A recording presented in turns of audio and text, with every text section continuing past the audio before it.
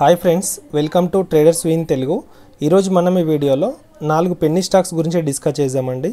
ఈ స్టాక్స్ ఏంటంటే ఈ స్టాక్స్లో కొన్నిట్లలో రాకేష్ జుంజున్వాలా వాటా కంటిన్యూ చేస్తున్న స్టాక్స్ అండి. సో అదేవిధంగా కొంతమేర ఈ స్టాక్స్లో కరెక్షన్ ఏర్పడింది ఈ 1-2 మంత్స్లో. సో ఒకవేళ డెలివరీలో కనుక తీసుకోవాలనుకున్న వాళ్ళు ఈ షేర్స్ని ఒకసారి అబ్జర్వ్ చేసుకోవచ్చండి. సో ఫస్ట్ స్టాక్ వచ్చేసి ఏంటంటే మ్యాన్ ఇన్ఫ్రా కన్స్ట్రక్షన్స్ అండి. సో ఇది కన్స్ట్రక్షన్ కంపెనీ అండి, real estate and construction company. దీంట్లో రాకేష్ జుంజున్వాలా వాటా వచ్చేసి 1.2% ఉందండి. సో అదేవిధంగా రీసెంట్గా వీళ్ళు అంటే లాస్ట్ 2021 ఇయర్లో నవంబర్లో 1:2 షేర్ బోనస్ కూడా అనౌన్స్ చేశారండి. సో అదేవిధంగా ఒకసారి ప్రజెంట్ ఈ యొక్క స్టాక్ వాల్యూ వచ్చేసి దీన్ని 82 రూపీస్ ఉందండి. సో ఈ కంపెనీ యొక్క మనం బ్యాలెన్స్ షీట్ కనుక తీసుకున్నట్లయితే మ్యాన్ ఇన్ఫ్రా అండి. సో మ్యాన్ ఇన్ఫ్రా కన్స్ట్రక్షన్స్ వీళ్ళ యొక్క మార్కెట్ క్యాపిటల్ వచ్చేసి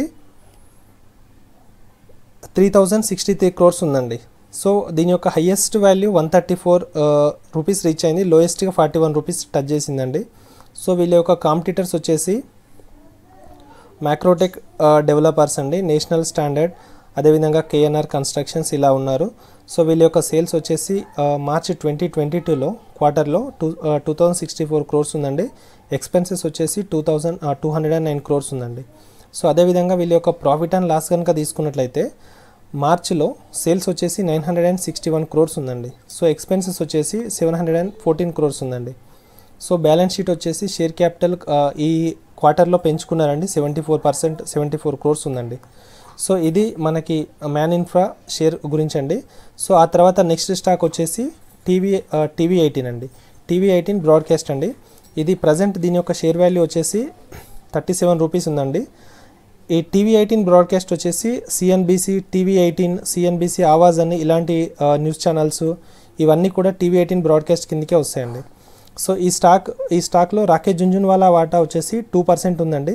2% స్టాక్ తను అలానే కంటిన్యూ చేస్తూ వస్తున్నాడు. సో ఒకసారి వీళ్ళ యొక్క బ్యాలెన్స్ షీట్ కనుక తీసుకున్నట్లయితే TV18 బ్రాడ్కాస్ట్ అండి, దీని యొక్క బ్యాలెన్స్ షీట్ కనుక తీసుకున్నట్లయితే వీళ్ళ యొక్క మార్కెట్ క్యాపిటల్ వచ్చేసి 6446 crores ఉందండి. సో కరెంట్ 37 రూపీస్ ఉందండి కరెంట్ మార్కెట్ ప్రైస్. సో హైయెస్ట్గా 82 రూపీస్ రీచ్ అయింది, లోయెస్ట్గా 33 రూపీస్ను టచ్ చేసిందండి.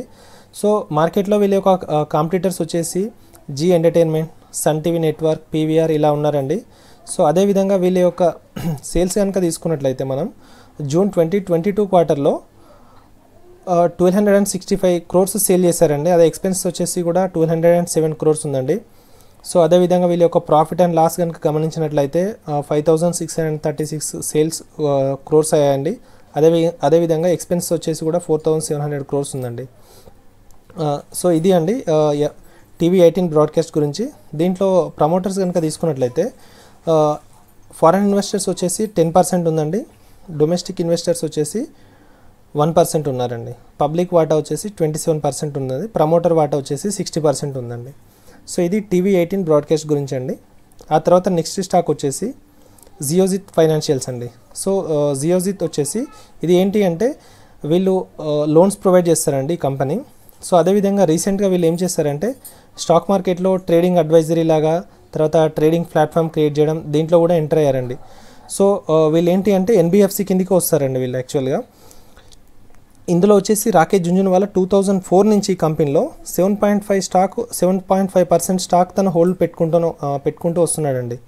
సో ఇది కూడా 6 మంత్స్లో మనకు చూసుకున్నట్లయితే 33% కరెక్షన్ అయిందండి.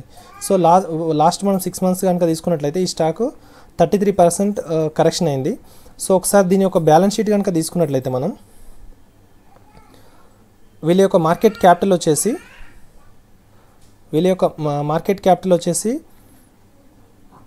211 crores ఉందండి. సో హైయెస్ట్గా వీళ్ళు 96 రూపీస్ రీచ్ అయింది, ఇప్పుడు లోయెస్ట్గా 43 రూపీస్ ఉందండి. సో ప్రజెంట్ మార్కెట్ మనకు నియర్ బై వాల్యూ 50 రూపీస్ ఉందండి. సో ఈ స్టాక్లో కరెక్షన్ ఉంది కాబట్టి డెలివరీలో అబ్జర్వేషన్లు పెట్టుకోవచ్చు అండి ఈ స్టాక్ని. సో అదేవిధంగా వీళ్ళ యొక్క బ్యాలెన్స్ షీట్ కనుక తీసుకున్నట్లయితే వీళ్ళ యొక్క కాంపిటీటర్స్లో జియోజిత్ ఫైనాన్షియల్ వాళ్ళ కాంపిటీటర్స్లో ఆదిత్య బిర్లా, అదేవిధంగా స్టీల్ సిటీ, తర్వాత ఆదిత్య బిర్లా మనీ ఇలా ఉన్నారండి. సో అదేవిధంగా వీళ్ళ యొక్క క్వార్టర్ రిజల్ట్స్ కనుక తీసుకున్నట్లయితే మార్చ్ 2022 క్వార్టర్లో 123 crores సేల్స్ అయ్యాయండి, ఎక్స్పెన్స్ వచ్చేసి 69 crores ఉందండి. సో ఇది జియోజిత్ ఫైనాన్షియల్ అండి. సో ఆ తర్వాత నెక్స్ట్ వచ్చే స్టాక్ ఏంటి అంటే అనంతరాజ్ అండి. సో అనంతరాజు ఇది రియల్ ఎస్టేట్ సంబంధించిన కంపెనీ అండి, రియల్ ఎస్టేట్ అండ్ కన్స్ట్రక్షన్ సంబంధించింది. సో దీని యొక్క కరెంట్ మార్కెట్ వాల్యూ వచ్చేసి 73 రూపీస్ ఉందండి. లాస్ట్ 6 మంత్స్లో ఈ స్టాక్ 7% వరకు కరెక్షన్ అయిందండి. సో అదేవిధంగా మనం ఒక 1 ఇయర్ కనుక అబ్జర్వ్ చేసినట్లయితే ఈ స్టాక్ను 7% పెరిగిందండి. సో దీని యొక్క బ్యాలెన్స్ షీట్ కనుక తీసుకున్నట్లయితే మార్కెట్ క్యాపిటల్ వచ్చేసి అనంతరాజ్ లిమిటెడ్ అండి. సో దీని యొక్క మార్కెట్ క్యాపిటల్ వచ్చేసి 2169 crores అండి. హైయెస్ట్గా 73 రూపీస్ రీచ్ అయిందండి, 86 రూపీస్ రీచ్ అయింది. ప్రజెంట్గా 73 రూపీస్ రన్ అవుతుందండి. లోయెస్ట్గా 42 రూపీస్ టచ్ అయింది.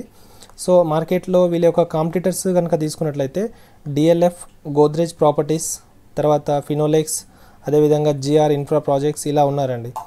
సో వీళ్ళ యొక్క క్వార్టర్లీ రిజల్ట్స్ కనుక తీసుకున్నట్లయితే వీళ్ళు లాస్ట్ మార్చ్ 2022 క్వార్టర్లో 216 crores సేల్స్ అయ్యాయండి. అదేవిధంగా ఎక్స్పెన్సెస్ వచ్చేసి 191 crores అయ్యండి. సో ప్రీవియస్ క్వార్టర్స్తో పోలిస్తే ఈ క్వార్టర్లో వీళ్ళు కొంచెం బెస్ట్ పర్ఫార్మెన్స్ చేశారండి. సో అదేవిధంగా వీళ్ళ యొక్క ప్రాఫిట్ అండ్ లాస్ కూడా ఈ లాస్ట్ క్వార్టర్లో కొంచెం మంచి పర్ఫార్మెన్స్ చేశారు. సో అదేవిధంగా వీళ్ళ యొక్క బ్యాలెన్స్ షీట్ కనుక తీసుకున్నట్లయితే షేర్ క్యాపిటల్ వచ్చేసి 59 crores అలానే మెయింటైన్ అవుతుందండి.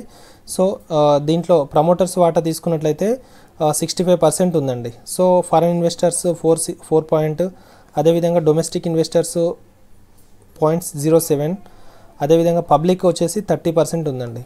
సో ఇది ఈరోజు పెన్నీ స్టాక్స్ అండి. సో వీడియో నచ్చినట్లయితే లైక్ చేయండి, షేర్ చేయండి. Thank you.